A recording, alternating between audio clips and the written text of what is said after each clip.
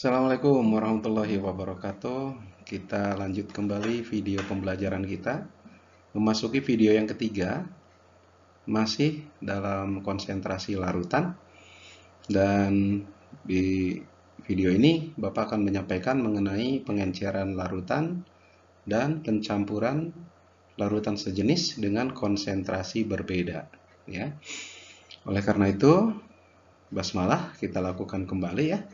Bismillahirrahmanirrahim. Mudah-mudahan diberi kelancaran, kemudahan, keberkahan, pencerahan pikiran, dan keikhlasan hati untuk terus mau belajar. Siap, kita mulai untuk pengenceran larutan. Ya, diawali dari maksud pengenceran larutan itu apa? Tujuannya buat apa? Ya kan? Perhatikan di dalam slide ini, bahwa yang dinamakan pengenceran larutan itu maksudnya adalah melakukan penambahan air. Melakukan penambahan air atau maksudnya pelarut ya. Melakukan penambahan air di sini. Nah ini penambahan air pada suatu larutan yang sudah memiliki konsentrasi. Nah, tujuannya buat apa? Ya jelas di sini tujuannya kalau ditambah air berarti pelarutnya kan semakin banyak. Artinya konsentrasinya akan turun gitu. Nah, sehingga larutannya itu akan bersifat encer, istilahnya lebih encer. Jadi larutan yang lebih encer itu memiliki konsentrasi yang lebih rendah, ya kan? Karena jumlah pelarutnya lebih banyak, gitu kan? Kemudian yang terjadi di dalam pengenceran itu adalah volume larutannya kan bertambah, kemudian konsentrasi kemolarannya berubah menjadi lebih kecil. Sehingga di sini kita bisa melihat contoh misalkan kalau kita contoh dulu ya, kita ambil ya yang gula itu tuh. Dalam gelas itu, misalkan ini nih, saya kasih contoh ini nih. Nah, ini saya lagi buat kopi nih. Nah, ternyata kopi yang saya buat ini, aduh, ini terlalu manis sih. Berarti saya bisa menurunkan konsentrasi ini, taraf kemanisannya saya turunkan aja. Berarti di sini saya nambahin air. Bes, tambahin air. Otomatis kalau ditambahin air, nanti konsentrasi ini turun. Ya kan? Akhirnya jadi encer. Dan kalau dalam segi rasa mungkin saya minum, wah tidak terlalu manis. Itu artinya konsentrasinya lebih turun gitu. Ini realnya seperti itu ya. Minum dulu ya sebentar. Hmm. Nah, itu adalah yang dimaksud pengenceran larutan. Oke, sekarang kita masuk ke bagian lain. Setelah tahu maksud dan tujuan pengenceran, kita lihat bagaimana rumusan yang bisa dipakai kalau kita melakukan pengenceran. Nih ya, perhatikan rumusannya adalah seperti yang ada di sini. Ya. Rumusan yang sering digunakan untuk melakukan pengenceran adalah seperti ini. Ya, di mana V1 dikalikan M1 itu sama dengan V2 dikalikan M2. V1, M1 dan seterusnya ini ada keterangannya sudah ada di sini ya, tinggal Anda pahami apa V1, M1, V2, M2 apa, ya kan? Nah, dari sini kita punya catatan khusus ya bahwa di saat melakukan perhitungan pengenceran udah jelas rumus yang dipakai udah jelas ini, ya kan? Tapi nanti ada catatan ini, yang ini nih. Perhatikan dengan baik. Di akhir perhitungan Anda saat menghitung volume air yang ditambahkan itu bukan V2 ya. Tetapi volume air yang ditambahkan itu adalah volume akhir atau V2 harus dikurangi dengan volume awal, yaitu dikurangi V1. Jadi ada selisihnya nanti berapa penambahan airnya. Nah itu, karena kalau tidak apa itu namanya, menggunakan rumusan ini, hanya guna rumus yang atas aja, yang V1, maka V2-nya itu suka langsung dihitung V2 sama dengan sekian. Padahal V2 itu kan volume akhir. Sementara volume awal ada kan? Berarti selisihnya yang ditambahkan itu maksudnya. Sebagai contoh misalkan awalnya itu volume larutan 100. Tapi setelah diencerkan dan sebagainya volume akhirnya jadi 1000 misalkan. Nah, berarti kan penambahan airnya hanya 900 gitu kan. Awalnya 100, terakhir jadi 1000. Berarti ada penambahan air sekitar 1000 dikurangi dengan 100, jadilah 900. Nah, ini rumus yang V2 dikurangi V1 itu. Itu ya, jangan lupa. Rumus pertama ini silahkan yang V1, M1 dan kali itu ya dikali ya. Tapi akhir endingnya penambahan airnya harus V2 dikurangi V1. Gitu ya. Kita lihat dalam contohnya ya.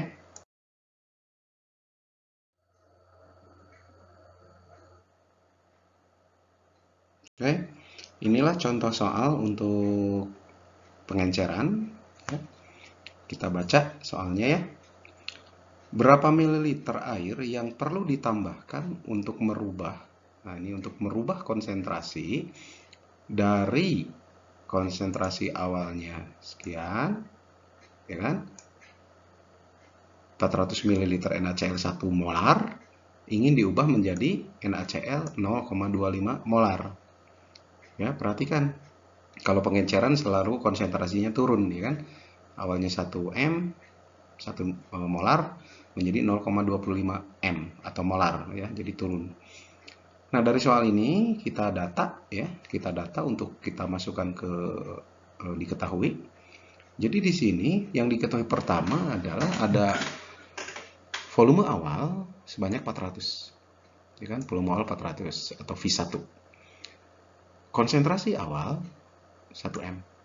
Ya, ini konsentrasi awal. Ini volume awal, ini konsentrasi awal. Kemudian mau diubah menjadi NaCl 0,25. Berarti ini adalah sebagai konsentrasi akhir, ya kan? Nah, di sini ada konsentrasi akhirnya yang diinginkan. Nah, ini yang diinginkan. Gitu kan? Masuk di sini.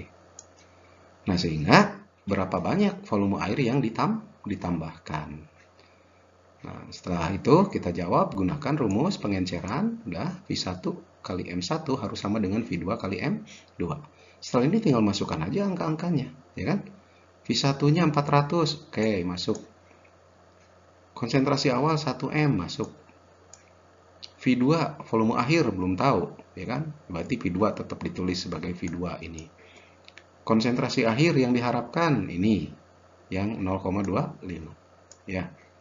Nah, setelah itu kan tinggal lakukan perhitungan matematika saja, ya kan? Bahwa V2 adalah 400 dikali 1 dibagi dengan 0,225 menghasilkan 1600. Ini yang 1600 itu adalah volume akhir. Maka di sini kita lihat volume penambahan airnya. Nah, baru masukkan rumus ini. V2 dikurangi V1. Volume akhirnya 1600. Volume awal tadi 400, berarti ada selisihnya 1200. Nah, berarti yang 1200 ini adalah penambahan air.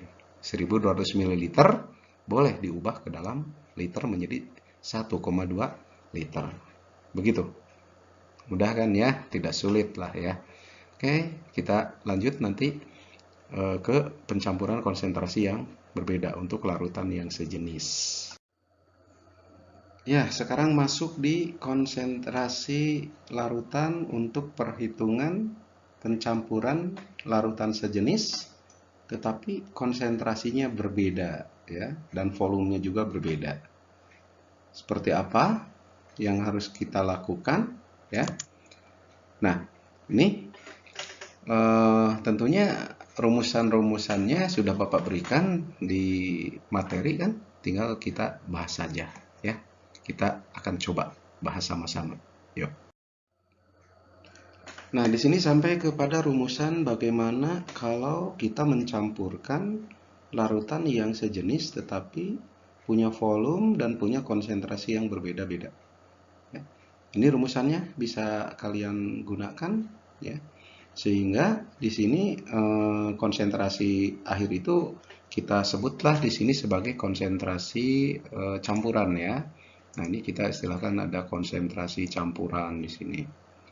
Nah, maka rumusnya adalah M1 dikalikan V1, berarti ini adalah untuk konsentrasi dan volume larutan pertama, misalkan. Lalu jumlahkan nanti dengan konsentrasi dan larutan kedua. Dibagi aja dengan volume larutan pertama yang ditambahkan dengan volume larutan kedua atau V1 tambah V2. Ini kalau dua zat ya yang sejenis dicampurkan. Kalau tiga tinggal nambah aja, ada M3 V3. Berarti bawahnya pun tambah lagi V3 dan seterusnya. Begitu ya. Masuk ke dalam penerapan rumus ya untuk pencampuran konsentrasi yang berbeda.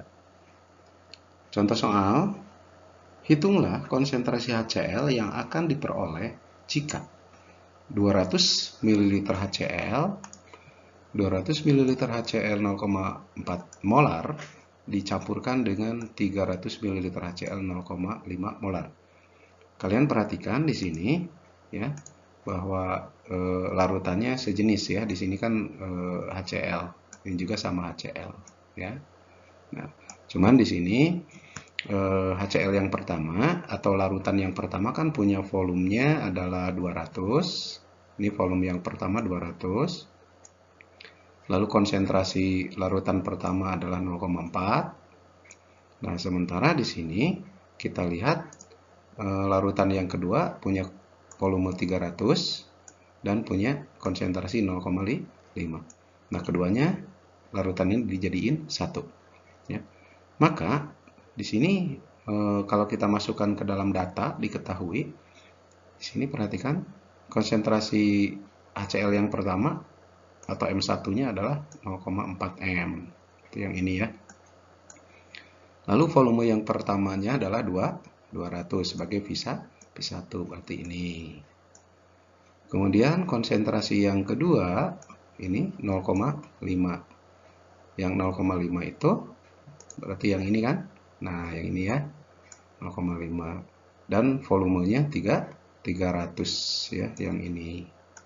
Oke. Nah, udah kan lengkap. Setelah ini ditanyakannya konsentrasi campuran. Jadi keduanya dijadiin satu. Berapa konsentrasi akhir yang terjadi? Nah, masukkan ke rumus ya.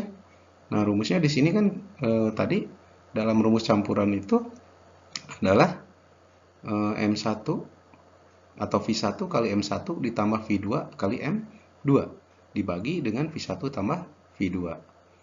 Ini masukkan angka-angkanya.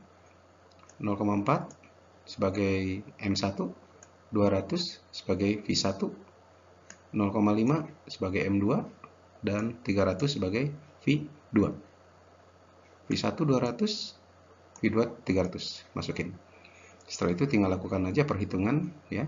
Sehingga dalam perhitungan kita mendapatkan jadilah 80 ditambah 150 dibagi dengan 500 atau 230 dibagi 500 dan hasil akhir mendapatkan 0,46 molar. Nah, jadi ini adalah konsentrasi akhir untuk larutan HCl ya. Sehingga ini kalau dituliskan ini jadi seperti ini ya. Sulit ya nulis pakai gini. Sorry. Pas dulu. Nah, seperti ini jadinya, ya kan? Jadilah di sini ada 500, ya kan? 500 mililiter, ya kan? Mililiter HCl, karena itu zatnya kan HCl kan, maka konsentrasinya 0,46 M ya, molar. Nah, jadi kayak gini terakhir teh bahwa larutan terakhir itu yang terbentuk adalah sebanyak 500 ml HCl 0,4 molar. Selesai sampai sana ya kan? Dan ini adalah akhir dari materi tentang konsentrasi larutan. Ya, mudah-mudahan bisa membantu ya. Bapak hanya sebatas membantu kalian aja ya. Mohon maaf ya sekali lagi kalau selama ini penjelasannya kurang dipahami dengan baik.